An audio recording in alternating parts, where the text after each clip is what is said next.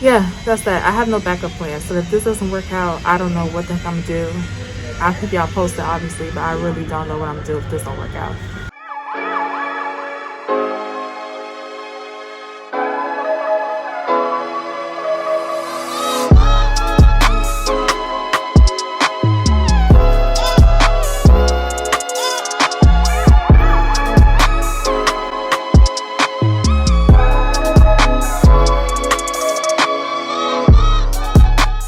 Alright, hey guys, so welcome back to my channel. So this is going to be another travel video, and I'm super excited because it's a completely new destination. It's a new continent, a new country, a new city, several new cities actually. So I'm super excited about that, and you guys can already tell what it is going to be by the title and description. But we're going to Africa, y'all. We're about to go over to the motherland. We're going to Egypt, okay? I'm super excited. This is my first time over in Africa, and yeah, I'm beyond excited. I don't know. I don't even have words. I feel like this is going to be probably my most spiritual trip that I've ever taken. And I don't know. I'm just excited. During my time there, I plan on being there for probably like a little over a week, probably 2 weeks. If I can finesse my job, it's probably gonna be 2 weeks. But we're going to hit up 3 different cities while we're there. And I'm saying I'm flying by myself, but my other friend actually just moved there. He's been there probably like a little less than a month at this point. So he's gonna be with me during my time there, and we're both gonna be traveling through these different cities together. So I'm super excited to have him there. We're hitting up 3 different cities in a little less than 2 weeks. So it's gonna be a bit of a time crunch, but it's gonna be a bit challenging. Like, I've never done anything like this within this time format, so I'm excited for it. But yeah, so that's like the game plan. And then we're taking planes, we're taking trains, we're taking buses. Like, we're doing pretty much everything to maneuver through these different cities, which you guys will see. But I got off work 30 minutes early, came here, switched out my luggage, and now I'm about to head back out. We're going from Chicago to Germany over to Cairo. So altogether it's about a 14 hour flight. Yeah, it's gonna be a long one. And this is actually my first long haul flight since before COVID, because since COVID I've been flying, but it's been pretty much like only destinations that are close to the US. So this is my first time traveling this far away during COVID. So we're gonna see how all that plays out. I'm just praying to God I have no problems in Germany, because as you guys may know, Germany is not accepting any Americans. So you just got to make sure you have everything lined out for them. You can go through Germany, but you cannot stay in Germany. You have to have like the proper documentation to state that you're only passing through to connect to another flight. I'm a little excited. I'm excited for this trip. I'm like a little nervous because this is going to be my first like Muslim country that I will be traveling to and through. And that's why I'm super glad that I'm traveling with my male friend, because to have a male there is going to make things a little bit more easier. I've seen several YouTube videos where girls, even especially Black girls, like they'll travel through Egypt by themselves, but even in doing so, they still will have a guide along the way. And y'all know me, you should know me by now, but I'm all about saving the money, but also being safe at the same time. I feel like if you're traveling as a female, then yes, I will have a tour guide, because I feel like that's the best way to maneuver through. But because I have a friend who is a male who actually been living there for the past month or so, I feel like I can cut back on having a tour guide and we can just travel through the city together. So that's just my game plan. But nonetheless, it's here. I'm about to head to the airport. I'm about to finish gathering my stuff, and I head to the airport, and I'll see you guys when I get on the plane. Bye.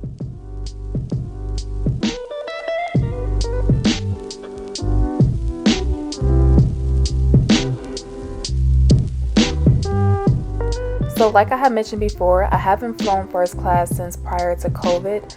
And with that being said, one of the changes that I did notice is that before they used to give you the snack, the entree, and then finish by dessert.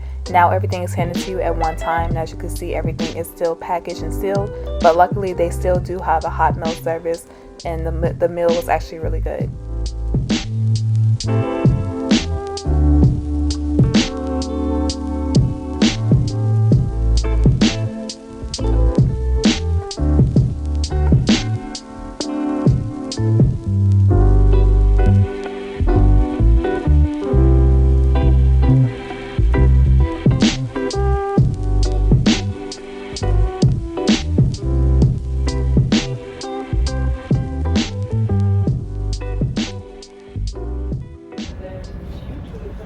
Alright, you guys, so hopefully you can hear me pretty well over the person talking in the background. But yeah, so I arrived here in Germany. I just got off the plane. I had to take a train from my plane over to the next terminal. So that's where I'm at now. I had to still go through security. Let me just tell you guys my entire day. I'm tired already, and I haven't even started this trip. And this trip is going to be an exhausting trip because legit each day we have something planned out, and we're going to like 3 different cities within a week's time frame. So it's definitely going to be crunch time. But I have worked the trip, a 3-day trip. My last leg was from Reno, Nevada to Chicago. Got to Chicago. We actually got to Chicago 30 minutes early. Shout out to the captain, because I told him I had like a lot of things I need to do so we can get back to Chicago as soon as possible. It'll be great. So he got me in 30 minutes early. I did that. I went, printed out my COVID paperwork, because like I said, for Egypt you have to have the COVID paperwork in a paper form. Digital does not work over there. So I went to my career room, printed out my paperwork. Then I went to talk to a couple of gate agents to make sure that I was going to be good for this flight, because I don't want no problems. 2 of the gate agents act like they didn't know what I was talking about, saying that I couldn't get on the flight. So I was already getting frustrated off that. And then luckily I met another lady who was willing to help me, and she got her manager. So they were able to book me for the flight from Chicago to Germany. I did get first class, which I definitely appreciated that, because I wanted to sleep for sure. And the food was pretty decent. I showed you guys the food. It was pretty decent. But yeah, so that's the case for right now. But I did stay at the airport an additional 2 hours after I got off work. Then I had an hour to go home. Mind you, I stayed 20 minutes from the airport on the train. So I had an hour to go home, switch out my luggage, and then head right back out. So I just been on the go legit since like yesterday morning at what, 5 a.m. So I'm tired. But yeah, I'm here. About to go to security. I'm just gonna chill here, try to drink up the rest of my water. Also, I didn't have time to stop at the ATM in Chicago, so I'm gonna have to stop at the ATM here in Germany, because obviously I need that $25 USD to get my visa to enter into Egypt. And again, you can get the visa at the airport, but you have to have cash. So I'm trying to go to the ATM while I'm here and have a couple of minutes to spare. So one other thing that I want to mention, for those of you who do work in the aviation industry and who are flight attendants, pilots, I don't know, whatever, and you do decide to fly standby trying to go to Cairo, let me just say this. So this is specifically for you guys, but it's a challenge. It's been a struggle. I haven't taken this long of a flight since before COVID. Before COVID, it would have been absolutely no problems. But because of COVID, it's just been very complicated trying to enter into Germany alone, let alone Cairo. But also with that being said, I will highly advise not checking any luggage, which you guys should probably know for the most case. But unless you have like a confirmed seat, or you're going to be at your destination for an extended period of time and you have like time to spare in case your luggage gets lost or it gets left behind. But yeah, I wouldn't check in any luggage. I definitely wanted, like I said, I'm going to be gone from home for 2 weeks pretty much. And so I definitely wanted to bring a check bag, but because of the fact that I'm taking 2 different airlines and I'm also flying standby on those 2 different airlines, I didn't want to risk my luggage getting left or just getting lost in transactions. So I just didn't want to do that. Also, I came from like I said, Chicago to Germany, which is where I'm currently at. I don't want to get anyone in trouble, but technically I'm flying Lufthansa from Germany over to Cairo. I guess for Lufthansa, you guys can check in at least like 48 hours in advance, and usually they're pretty good with giving you guys confirmed seats.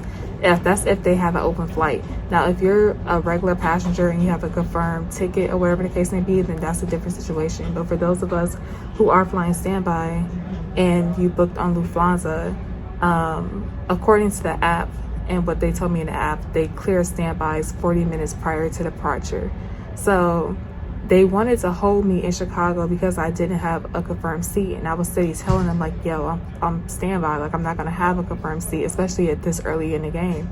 And then I had called them, I went down to the Lufthansa gate agent in Chicago before I even went through Chicago security, and I had asked them, I was like, how's the standby list looking from Germany over to Cairo, because I am flying standby. And according to him, it was like 17 seats open and I was the only one on standby, so I had nothing to worry about. And to my knowledge, that still is what the case is now. So That's what I was told. But apparently, because of COVID, they have an additional security once you even arrive to the actual gate.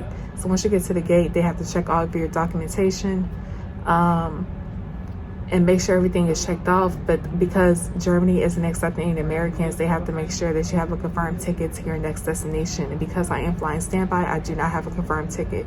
And that's why I kept trying to like reiterate to them.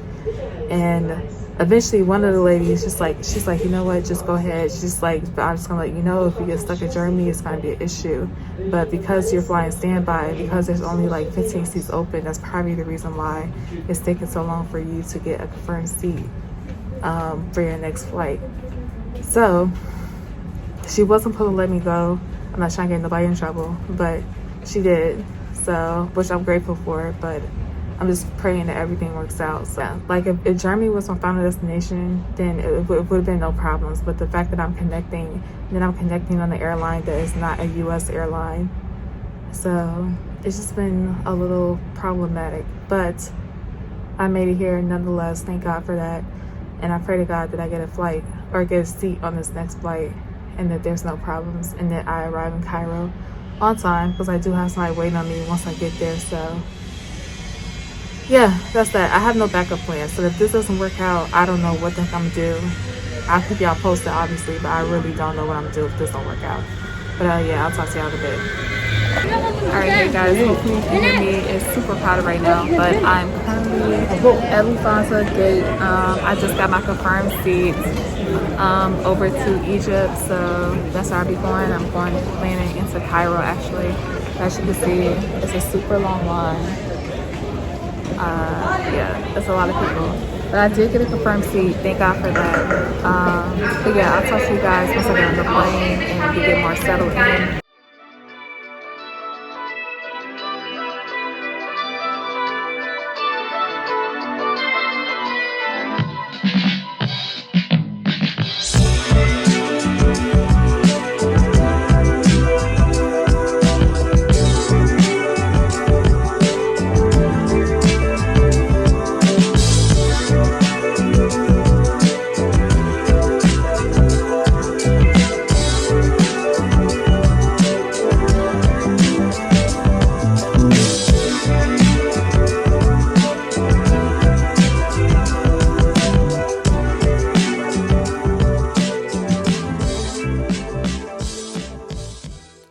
Alright, you guys, so I finally made it to my hotel room, thank God, because I am exhausted.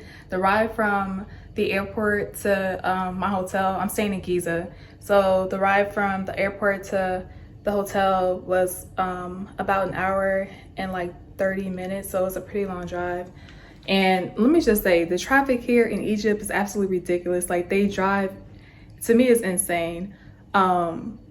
And it was traffic the entire way. And mind you, it's like by the time I left the hotel, or not the hotel, by the time I left the airport, it's about like 7 o'clock at night.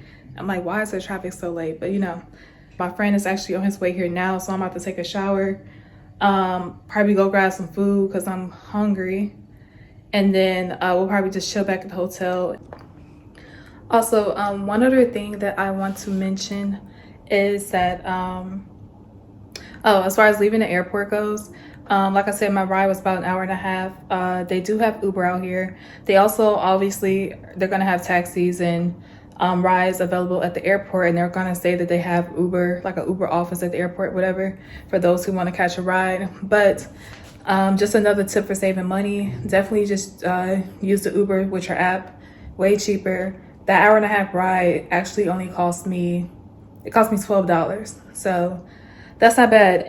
As far as the Uber prices, like, there was this guy at the airport who was hustling me, saying, oh, I can get your Uber, I can take you here safely. And this dude wanted to charge me 300 Egyptian pounds, which is about $20 basically, when I can get a ride for $12. So yeah, just keep that in mind. They're gonna obviously try to make some additional money.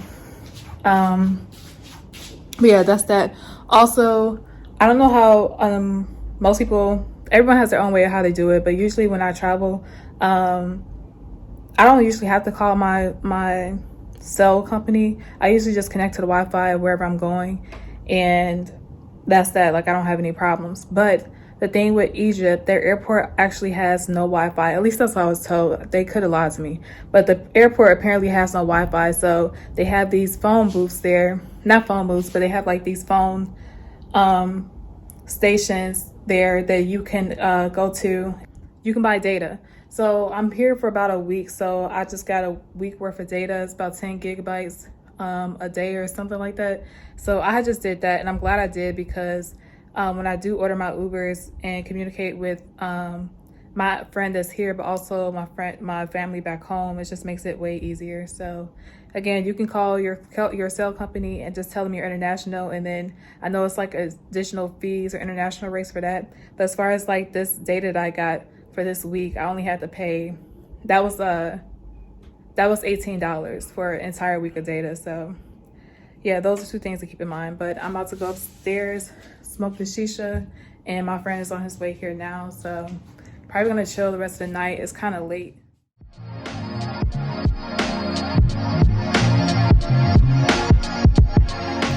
All right, you guys, so that's it for this portion of the video. Make sure you guys stay tuned for my next vlog that's going to drop, which is the Egypt vlog, where we actually explore the city of Giza as well as Cairo. But like I always say, like, comment, share, subscribe. Thank you guys for watching, and I'll see you later on my next video.